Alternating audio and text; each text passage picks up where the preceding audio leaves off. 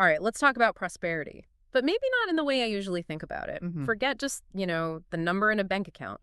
Our deep dive today is looking at a much richer, more robust kind of wealth. Things like economic stability, personal well-being. Exactly. Professional agility and that real freedom to shape your own life. That's the evolving idea we're exploring. It's a necessary shift, isn't it? Absolutely. The Yeah. world's changing so fast. You've got AI, globalization, huge shifts in how we live, how we work. It demands a new toolkit. It really does. More than just technical skills. The source we're digging into calls them macro skills. So cognitive, digital, socio-emotional ability. That's it, the things that let you thrive in this new landscape. Okay. Our guide today is this really fascinating document, 10 habilidades fundamentales para la prosperidad in 2025. Basically, 10 fundamental skills for prosperity in 2025 and the digital age. Wealth beyond money. Interesting title. Yeah.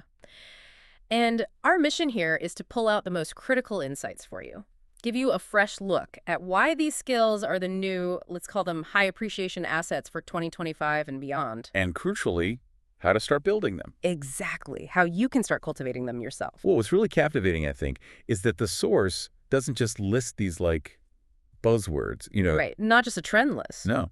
It argues they're foundational, they're interconnected, they're what you need to navigate complexity and, frankly, create exceptional value in this world. So we're moving beyond just superficial lists. Far beyond. This is about deep, actionable understanding.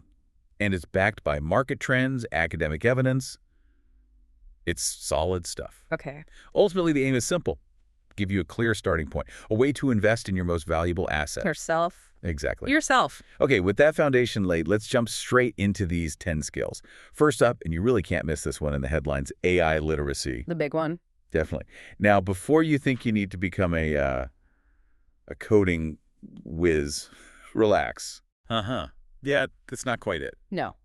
The source defines AI literacy as understanding its fundamentals, its capabilities, sure, but also its limitations, and critically, the ethical side. Which is huge. It is. It's about knowing how to interact with these tools effectively, how to write prompts that actually work, and how to interpret the results intelligently, make smarter decisions. It's about collaboration, really. Yes, that's what the source really drills down on, human-AI collaboration. It's not just efficiency, it's unlocking totally new ways to innovate. Right. Imagine someone who really knows how to prompt ChatGPT or Midjourney. They're essentially multiplying their output, finding insights others would miss entirely. It's a massive lever. The source calls it the new electricity. Not just powering what we do, but actually redefining what's even possible. That's a powerful analogy, and the data definitely backs it up. Oh, yeah. McKinsey, for instance, back in 2023, they projected generative AI could add, well, somewhere between $2.6 and $4.4 trillion annually to the global economy. Trillion, wow. Yeah, it's staggering. It's like adding a whole major economy every year. And Forrester, they estimate that by 2025, something like 90% of companies will have an AI strategy. So it's not if, it's how deep. Precisely. Okay, so how do you plug into this? What are the practical steps? Well, the source suggests starting with the basics. Like online courses? Exactly. Yeah. Coursera, EDX, places like that.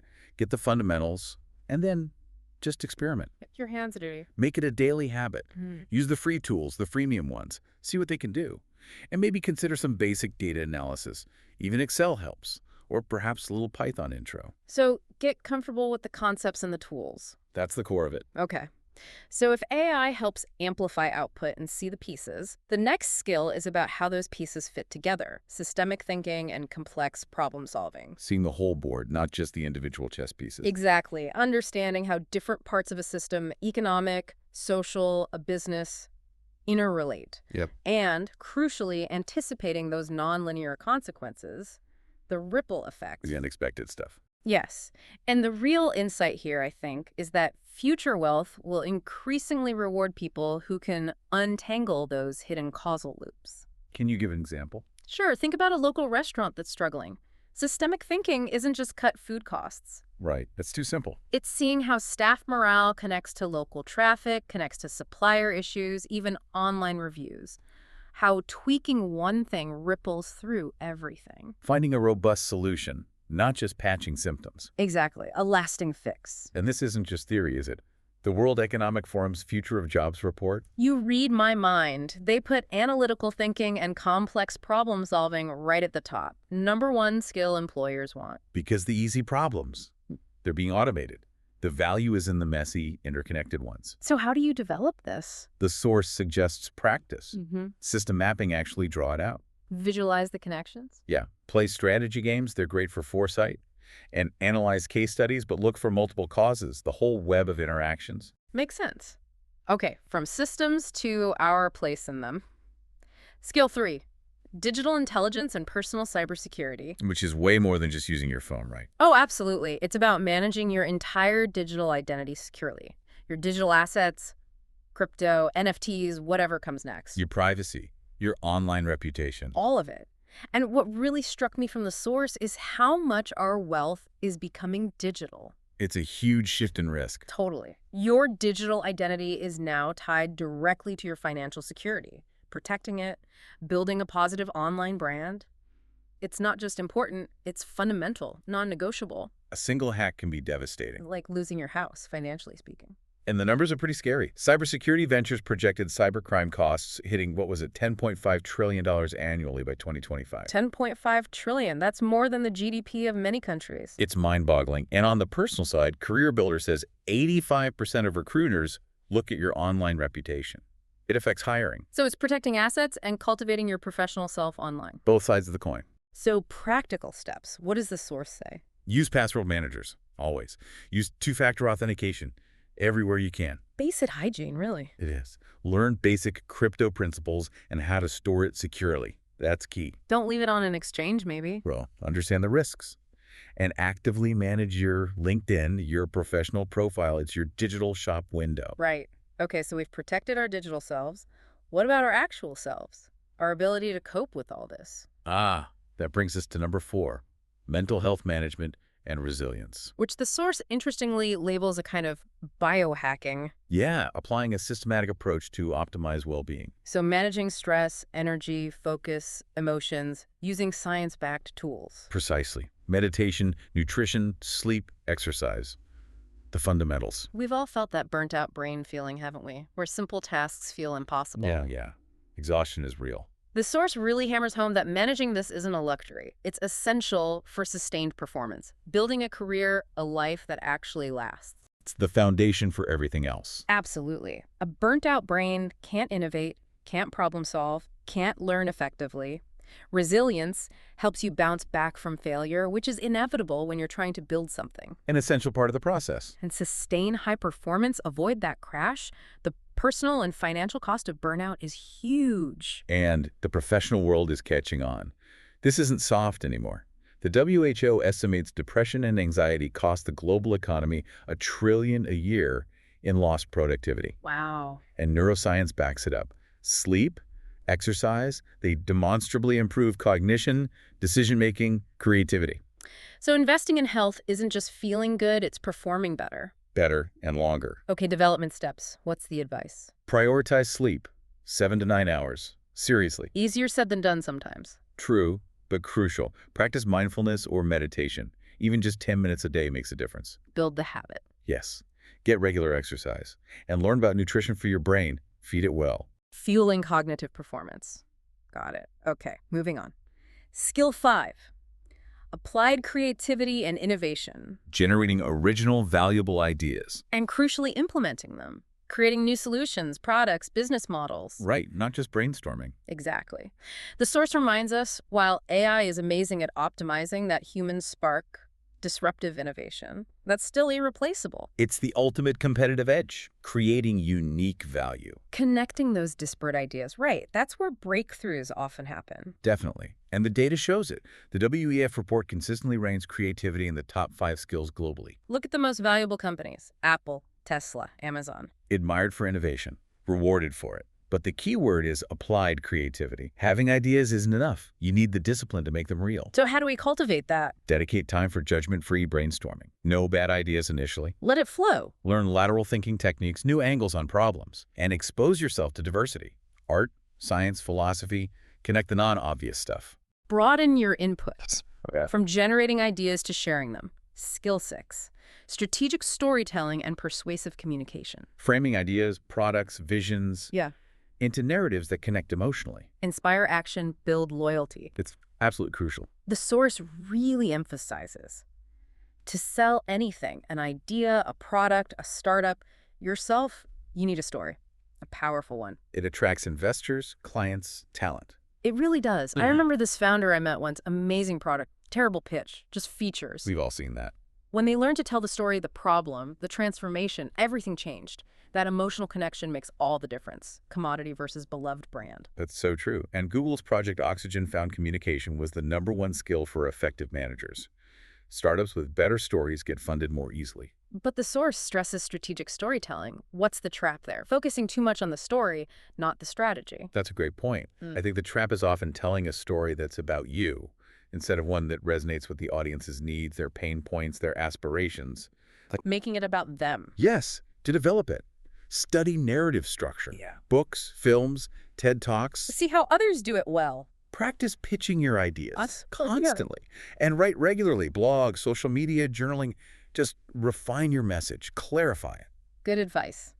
Okay, stepping onto the global stage now. Skill 7, intercultural competence and global collaboration. Working effectively with diverse people, Oh. culturally, geographically, even across disciplines. With empathy and adaptability in communication. Which is basically the default now, isn't it? Businesses, teams, they're global. Pretty much. Understanding those cultural nuances helps with negotiation, leading distributed teams, accessing international markets, It just exponentially expands your opportunities. breaks down barriers, leverages diverse perspectives for stronger results, seeing the whole world as your potential playground. And there's hard data, too. BCG found diverse teams have 19% higher innovation revenues. 19%. That's significant. And the whole global gig economy runs on this kind of remote, cross-cultural collaboration. It's not just nice to have, it's a business advantage. So how to build this? Learn another language. English is often key, but any second language helps broaden perspective. Work on projects with international colleagues if you can. Absolutely. And travel. Immerse yourself, if possible, with genuine curiosity. It's an education in itself. True. Okay, skill number 8. Foundational again. Growth mindset and continuous learning. Learnability. Believing you can develop skills through effort, That's the growth mindset part. combined with the active habit of constantly learning, unlearning, relearning. And this is crucial because it's the engine for acquiring all the other skills, right? But exactly. In a world changing this fast, your ability to learn is your most valuable asset. It keeps you relevant, adaptable. Future-proofing yourself against obsolescence. Totally. Carol Dweck's research at Stanford proved growth mindset predicts success. And think about it. The half-life of a technical skill, maybe less than 5 years now. Wow, 5 years. So constant reskilling isn't optional. It's essential. A lifelong investment. How do we cultivate this? Embrace challenges. See failure as feedback, data, not the end. Reframe it. Dedicate time each week to learn something new. Even if it seems unrelated, you never know where connections will spark. Cross-pollination. And actively seek feedback. Use it to improve. Makes sense. Next up, personal finance and investment literacy. The practical ability to manage income, expenses, debt, investments intelligently. Understanding compound interest, diversification, assets versus liabilities, different asset classes, stocks, bonds, real estate, crypto. The building blocks of wealth. And the source is blunt. You cannot build lasting wealth without this. Period. Doesn't matter how much you earn if you can't manage it. Exactly, it just slips away. Yeah. Investment is how you make your money work for you. This knowledge empowers you to make your own decisions. Rather than just being pushed around by economic winds. And the research confirms its studies show a strong link between financial literacy, retirement planning, and actual wealth accumulation. It really works. Understanding these principles lets you compound your efforts, turn income into capital. So how to develop this one? Read the classics, Rich Dad, Poor Dad, The Intelligent Investor, foundational stuff. Use budgeting apps. Get visibility on where your money goes. Key first step. Start investing, even small amounts. Learn by doing. Lower the stakes initially. And consider professional advice when needed. Yes, absolutely. A good advisor can be invaluable. Okay, our final skill. Number 10. Leadership and influence without formal authority. Mobilizing, inspiring others toward a goal, even without the boss's title. Based on empathy, credibility, creating that shared vision people buy into. So important in modern work structures. And the impact. The biggest, most valuable projects need teams, always. Right. Collaboration is key. Leaders who can attract talent, keep talent, guide teams. Effectively, they capture a huge chunk of the value created. Whether you're an entrepreneur, an executive, even a top freelancer leading a project team. Companies pay big premiums for this. Gallup found talented managers can literally double a company's benefits. And in the project economy, with fluid teams, this leadership is essential. Being a magnet for talent and driving success together. That's it. How do you develop this without the title? Look for opportunities to lead even small projects. In your job, your community, anywhere. Step up. Practice active listening. Really hear people. Learn to articulate a clear, motivating vision. Paint the picture. And always give credit to the team. Build that trust and loyalty. Absolutely. So looking back at all 10, you can really see they're not separate boxes, are they? No, it's an ecosystem. They all connect and reinforce each other. Your digital and financial literacy protect and grow capital. Resilience and learning are the engine driving it all. Creativity, systems thinking, AI literacy, they amplify everything. And storytelling and leadership. Those are the force multipliers, scaling your impact, your influence, your wealth. But wow, developing them. Yeah. It's not a weekend workshop. No. It's a lifelong commitment. Definitely. But, this raises an important point. While the path seems clear, we have to acknowledge the hurdles. It's not always easy. No. The source points out things like the digital divide in education access that could make inequality worse. True. Information overloading causes paralysis, right? Where do you even start? Our natural resistance to change, sticking to the comfort zone. The attention economy constantly pulling us away. Exactly. Making deep work hard. And just figuring out what sources are reliable in all the noise. That's a big one. Overcoming all that takes real willpower, discipline, and, I think, a clear, personalized strategy. One that works for you. Well said. So, zooming out, building wealth in 2025 and beyond, for most people, it isn't going to be an accident. Ain't a luck involved. Well, maybe a little. But mostly, it's a deliberate result of investing in that most valuable asset, yourself. Right back where we started. Cultivating these 10 skills positions you not just for financial prosperity, but for a more resilient, meaningful, adaptable future, whatever comes next. That's empowering. It is. The future belongs to those who choose to be active architects of their own capabilities. Thank you for joining us on this deep dive into the skills that really seem to matter for the years ahead. We genuinely hope this gives you a clear, actionable starting point for your own journey of growth and prosperity.